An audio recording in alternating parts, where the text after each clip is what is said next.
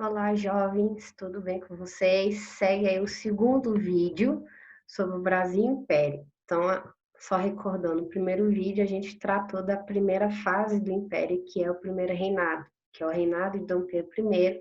A gente viu o processo de independência, a gente viu a formação da nossa primeira Constituição, a instabilidade econômica e política na qual a gente se encontrava, uma série de conflitos internos e um conflito externo importante, que fez com que a gente perdesse um território, e, por fim, a abdicação do trono de Dom Pedro I, porque ele foi assumir o trono de Portugal e deixou seu filho, Pedro de Alcântara, que na época tinha 5 aninhos de idade, não tinha condição de governar. Por isso que, durante o período que ele é uma criança, até ele ter a maioridade para assumir o trono, que de acordo com a Constituição da época seria 18 anos, o Brasil vai ser governado por regentes, ou seja, figuras que representavam a elite política comercial brasileira e portuguesa que vivia no Brasil Império. Por isso que esse período a gente chama de período regencial. Então vamos lá. A gente pode dividir as regências em 4. Aqui eu coloquei bem de forma sintética. As 2 primeiras regências, elas têm esse nome, regência trina, porque são 3 regentes. A ideia era o seguinte: não centralizar o poder na mão de uma pessoa só. E as 2 últimas, a gente vai ter a composição de regências unas, ou seja, a gente vai ter só um regente. Então vamos à primeira. O que é importante da primeira regência? Ela vai fazer a reintegração do Ministério dos Brasileiros. O que significa? Que a regência trina provisória vai privilegiar a composição do governo com brasileiros e não portugueses. Lembre-se que durante o primeiro reinado, Dom Pedro I, por ser português, ele vai ter meio que fazer uma política de favorecimento ao partido português que existia na época. Quando ele sai, vai para Portugal e deixa na mão de regentes, os regentes fazem uma mudança. Não vamos concentrar o poder político na mão dos portugueses, vamos concentrar na mão dos brasileiros. E eles vão anistiar todos os presos políticos. Lembre-se que Dom Pedro I é uma figura autoritária. Todo tipo de revolta que ocorreu no Brasil, e a mais importante internamente foi a Confederação do Equador, ele vai controlar de forma violenta. Muitos líderes vão ser presos e executados. Por isso que uma das primeiras decisões, até para amenizar as tensões e os conflitos sociais, a regência trina provisória vai anistiar os presos políticos, tipo, demonstrando benevolência, coisa que Dom Pedro I nunca teve. E detalhe, ele vai ampliar os poderes da Câmara dos Deputados, coisa que era restrita na época de Dom Pedro I, porque com o poder moderador, ele controlava todas as esferas do poder, seja legislativo, executivo ou judiciário. Com a ausência do imperador, porque ele é uma criança, não tem poder moderador, e isso vai aumentar a esfera do poder legislativo, que é representado na Câmara dos Deputados. A regência trina provisória vai durar poucos meses, para dar espaço para a segunda regência, que é uma regência trina que vai ser chamada de permanente, que vai durar até 1835. O objetivo dessa regência é combater as revoltas que ameaçassem a ordem nacional. O que é ameaçar a ordem nacional? É ameaçar a ruptura da unidade territorial. Lembre-se, essa foi a razão para que o Brasil optasse pela monarquia, para manter a unidade territorial. Se a gente tem muitas revoltas sociais e não controlar, a gente pode ter a fragmentação do território.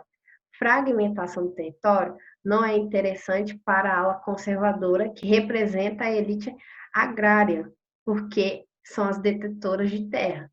Perder território é perder dinheiro. E eles não queriam. Essa trina ela vai combater a ferro e fogo essas revoltas sociais e também setores sociais ou movimentos sociais que não reconhecem a forma de governo das regências.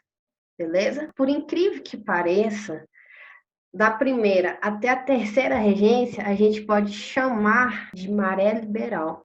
Depois explico isso de forma mais aprofundada em slides posteriores. Mas é interessante a gente perceber que as primeiras regências estavam tentando controlar as revoltas sociais, que eram inevitáveis no contexto da situação que Dom Pedro I deixou o país, e, ao mesmo tempo, ampliar os poderes das províncias, dar maior autonomia às províncias, ou seja, descentralizar o poder do Rio de Janeiro. O que é importante? A regência Una de Feijó. Mesmo sendo uma regência que fez várias mudanças que são consideradas mudanças liberais, o governo dele vai ser ambíguo. As tensões entre os grupos políticos vão aumentar e isso vai gerar uma mudança na esfera dos partidos. Por fim, a gente tem a Regência Una de Araújo Lima, que é conhecida como a Regência do Regresso, o retrocesso de todas as conquistas liberais que foram aprovadas, promulgadas durante as 3 primeiras regências. É como se essa última regência veio para destruir todo o legado das primeiras regências, principalmente no que se refere a conquistas liberais. Então, isso aqui é só uma síntese para vocês entenderem a composição de cada regência desse período. Vamos lá, presta atenção. Me deu o trabalho de fazer esse slide justamente para deixar bem nítido que o poder moderador ele só é exercido pelo imperador. Nenhum regente pode exercer funções do poder moderador. Os regentes exerciam funções do poder executivo. O imperador é uma criança. Ele não exerce a função, o cargo. Ele existe, mas ele não está exercendo o cargo. Portanto, o poder dele não tem esfera de atuação durante a regência. E isso vai ser importantíssimo, porque vai permitir aos regentes fazer reformas que nenhum monarca de Bragança iria fazer. Ficou claro? Então, por favor, poder moderador só é exercido pelo imperador. Quais são as reformas e tensões políticas mais importantes do contexto da regência? Primeira coisa, a regência é conhecida como a primeira experiência republicana na história do Brasil, porque é a primeira vez em quase 3 séculos que não somos governados por algum sangue real da Casa de Bragança. Dom Pedro, que futuramente vai ser o segundo, ele é uma criança, ele não governa o país. Então, é a primeira vez que a gente tem brasileiros, afinal de contas, eles vão inibir a ação de portugueses na esfera do poder durante a regência. Eles vão tentar fazer modificações republicanas, principalmente tentar instalar a ideia de federalismo no país, ou seja, permitir que as províncias tenham mais autonomia diante da capital, que era o Rio de Janeiro.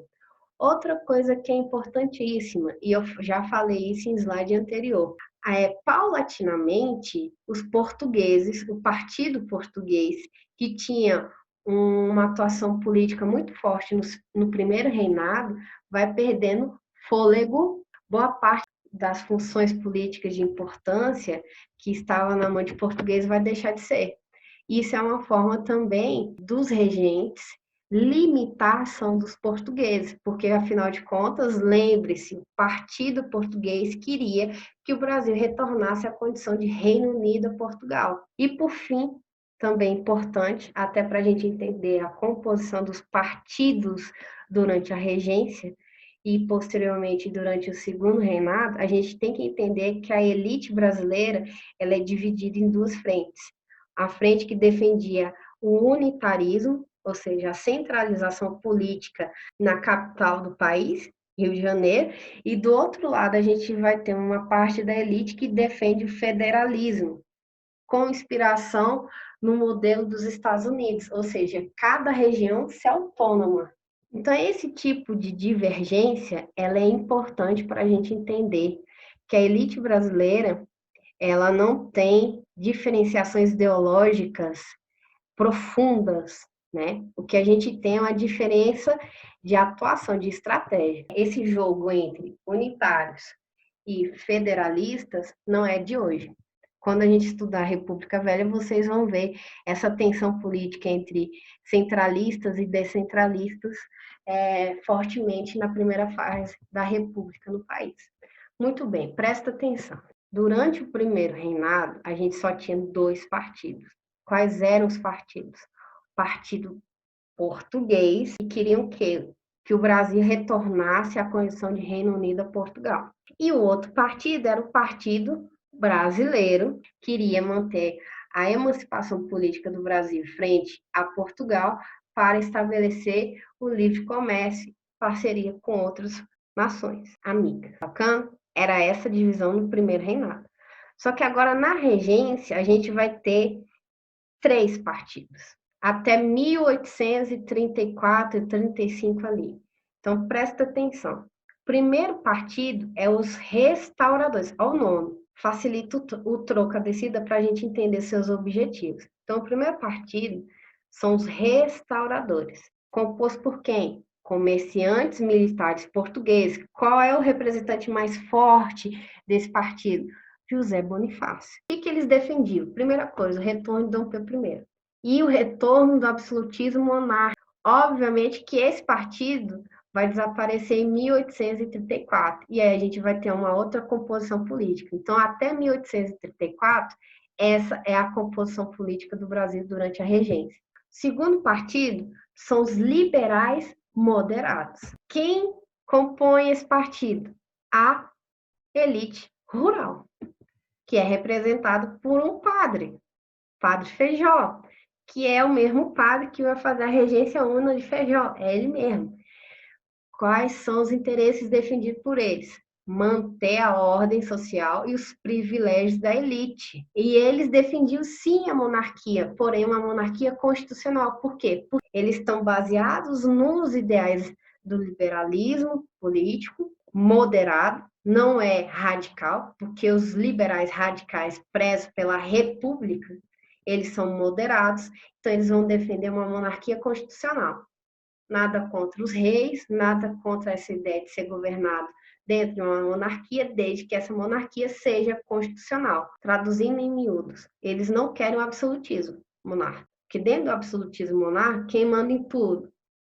O rei, através do poder moderador. Os liberais moderados, eles querem que o rei governe junto com o parlamento e não governe sozinho. O melhor exemplo de monarquia constitucional hoje é a Inglaterra, onde a gente tem a divisão do poder entre o chefe de Estado, que é a rainha Elizabeth II, e o chefe de governo, que é o Boris, doidão, irmão do Trump, parece, que é o primeiro-ministro. Era isso que os liberais moderados queriam, beleza? E, por último, a gente tem o Partido dos Liberais Exaltados, que compõe quem? A classe média urbana, que são os burgueses que estão se formando no país. Qual o objetivo que eles defendiam? Uma política descentralizadora, ou seja, eles defendiam o federalismo e eles defendiam a república, eles não queriam mais o regime monárquico. Então, observe que os nomes ajudam. Restauradores, restaurar o absolutismo monárquico. Liberais moderados, manter a monarquia, porém constitucional. O rei submetido ao parlamento. Liberais exaltados, exaltado significa que vai rodar a baiana, que é sim o fim da monarquia e implantar um novo regime, que seria o quê? A república. Tá aí os 3 partidos até 1834, quando o Partido dos Restauradores deixa de existir. Beleza? Só esqueci de dizer que o líder dos exaltados é Cipriano Barata. Tranquilo? Como eu disse no slide anterior, a gente vai ter um período que compõe as 3 primeiras regências que a gente pode chamar de uma maré liberal. Ou seja, foi um período em que os regentes buscaram inovar a política brasileira através de reformas liberais. Por isso, maré liberal. A primeira grande reforma que eles vão fazer é a promulgação do Código de Processo Criminal, que nada mais é do que a implantação de um código de leis jurídicas não medievais, porque até então o Brasil estava à mercê de uma lógica jurídica muito arcaica, e isso vai permitir a ampliação da esfera de direitos, né? O direito do réu de se defender, o direito do réu responder em liberdade, a criação de juízes municipais, que a ideia de justiça ela não seja só centralizada na esfera do poder federal, mas sim também na esfera do poder municipal. Olha só que inusitado. A primeira forma de direito no Brasil vai ser o direito penal. Se a gente for fazer a linha do tempo da história do direito no Brasil, primeiro, direito penal, direito político, e esse direito político ele é transformado de acordo com as transformações políticas que ocorrem no Brasil, e, por fim, direitos sociais. Então, se a gente for ver, primeiro é necessário identificar o que é crime, o que é o criminoso e punir quem comete esses crimes. Porque o Brasil, diferente do que é disseminado no senso comum, não é um país pacífico. Historicamente, a gente teve, no nosso território, de norte a sul, várias revoltas, seja da elite, seja da parte popular. Isso significa que era necessário o Estado estabelecer as regras do que é uma infração, o que é um infrator e qual a pena cabível. O Código de Processo Criminal vai fazer muito bem, beleza? A segunda reforma liberal é a criação da Guarda Nacional. Isso aqui é importante porque a gente não tinha. Lembra que quando eu falei para vocês um processo de independência no Brasil, a gente não tinha uma força bélica forte. Isso fez com que Dom Pedro I usasse força de milícias francesas e inglesas para atuar no processo de independência do Brasil.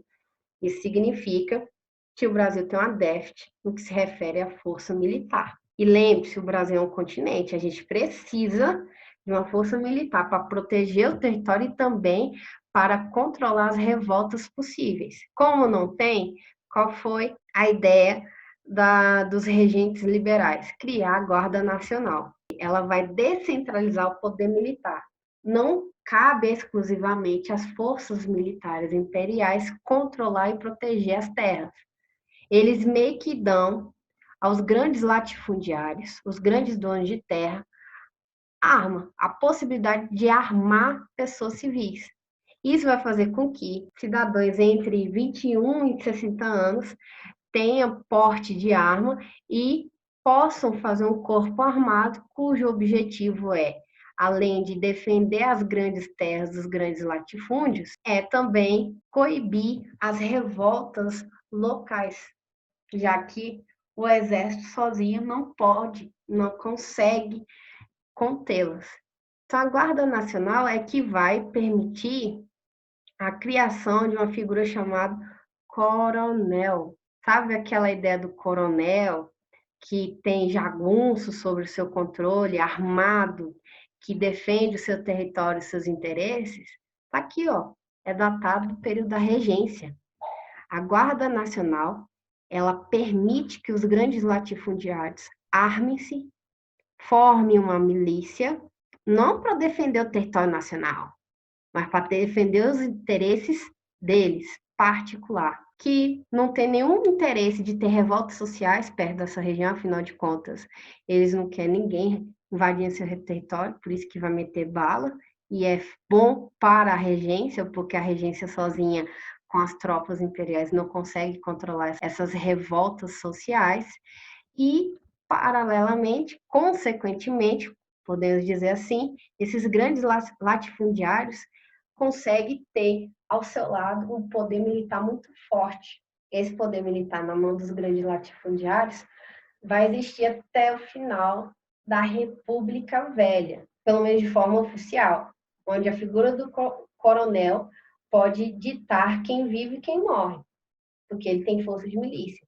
Quem é que vai centralizar de novo o poder militar nas Forças Armadas? Pai Vargas, Getúlio Vargas. Isso não significa que hoje não exista milícia sob controle de grandes latifundiários ou políticos. Pelo contrário, existe. Mas o que eu posso dizer para vocês é que não é mais legal. Com a Guarda Nacional era legalizado. Só que com Vargas, isso foi posto na ilegalidade. Então, ter uma figura política ou um grande latifundiário tendo milícia sob seu controle, matando indígenas, militantes do meio ambiente, quilombolas, para defender os seus interesses de proprietário de terra, de grande proprietário de terra, isso é ilegal, isso é inconstitucional nos dias de hoje. Aqui não. Ficou claro isso? Por fim, a promulgação do ato adicional à Constituição de 1824. O que ela vai fazer? Simplesmente vai autorizar a criação de assembleias provinciais, ou seja, cada província terá sua autonomia administrativa. O Rio de Janeiro não mais te controla, você está livre para desenvolver sua autonomia, tanto na esfera administrativa quanto na esfera econômica. Determinou em lei, para deixar bem registrado, que o poder moderador não tinha validade durante a regência. Afinal de contas, Pedro de Alcântara ainda era criança. Não havia necessidade de ter o poder moderador. Então, eles vão pôr em lei que ele não existe durante a regência. E, ao mesmo tempo, não é necessário o Conselho de Estado. Pelo fato de não ter validade poder moderador, não havia lógica manter o Conselho de Estado do imperador. Então, o Conselho de Estado foi abolido também. Ficou claro? Então, essas são atitudes liberais, lembre-se, de uma regência elitizada que queria defender seus interesses. O que acontece? Se o primeiro reinado ele foi instável devido à instabilidade política e econômica, a regência ela não fica atrás. A gente teve várias revoltas sociais do norte ao sul do país. As camadas populares, elas vivem em condições precárias e sofrem uma imposição de um Estado centralizador, que não dialoga com os populares, pelo contrário, exerce a força de polícia, ou seja, vai usar a violência para coibir as revoltas, em vez de tentar sanar os problemas que levam essas populações carentes a se revoltarem. Então, o governo da regência, eles estavam muito mais preocupados em estabelecer reformas liberais para atender seus interesses imediatos e políticos, como foi os que eu abordei há pouco. E aí, o que vai acontecer? Vai estourar uma série de revoltas no país inteiro que vão ser repreendidas de forma violenta. Lembrando que nenhuma delas apresenta uma unidade ideológica, pelo contrário, isso significa que cada uma tinha seus objetivos e tinha seus protagonistas. Como ocorreram do norte ao sul, elas são ações das camadas populares, a maioria delas, mas a gente vai ter atuação uma elite, deve-se às razões regionais. O que vai diferenciar é que, dependendo dos atores das revoltas, o governo vai tratar de anistiar, ou vai só prender, ou vai assassinar. Ou seja, dependendo da classe social, dependendo da condição racial dos sujeitos, a resposta do governo regencial vai ser de uma forma. Muito bem. Lembra que eu falei para vocês que o partido dos restauradores vai deixar de existir a partir de 1834? Não existe mais partido dos restauradores. E aí, o que vai acontecer? A gente vai ter uma nova montagem política ainda durante a regência, que vai se manter durante o segundo reinado. Então, presta atenção aqui. No início da regência, a gente tinha 3 partidos: os partidos restauradores, os partidos liberais moderados e os liberais exaltados. Com o fim dos restauradores, alguns deles que queriam manter-se na vida política vão se unir com alguns liberais moderados, fazer um outro partido, chamado Partido Regressista. Olha o nome ajuda. Regressista significa regresso. Só que a gente vai ter uma camada dos liberais moderados que vai se unir aos liberais exaltados e vai fazer o Partido dos Progressistas, que significa o quê? Progresso. Esses 2 partidos vão existir até 1834, terão só 2 anos de existência, porque o Partido Progressista vai ter outro nome, Partido Liberal. E o Partido Regressista vai ter um outro nome, Partido Conservador. Tá aí a forma política durante o segundo reinado. Vai ser até 1870, porque em 1870 vai ter a criação do Partido Republicano. Porque o Partido Liberal aqui não é liberal coisa nenhuma. A gente vai ver que a diferença entre um conservador e um liberal é nenhuma. Ambos querem manter a ordem social.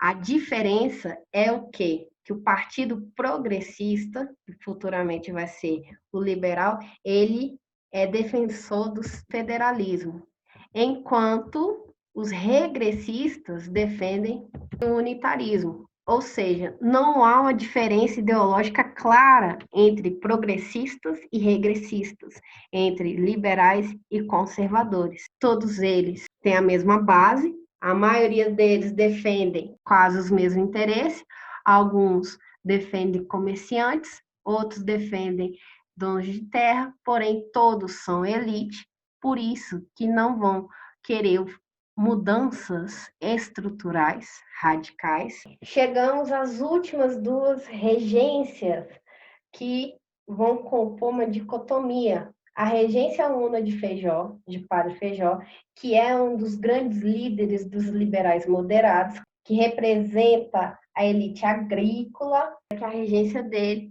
vai compor a fase que a gente chama de maré liberal. Ele vai fazer uma série de reformas políticas que vai inovar a parte da administração política do país. Dentro do governo dele, a gente vai ter a formação do que vai ser a oposição às atitudes liberais de Feijó, ou seja, é dentro do governo dele que vai ter a formação do partido regressista, como a gente viu no slide anterior. Toda ação tem sua reação.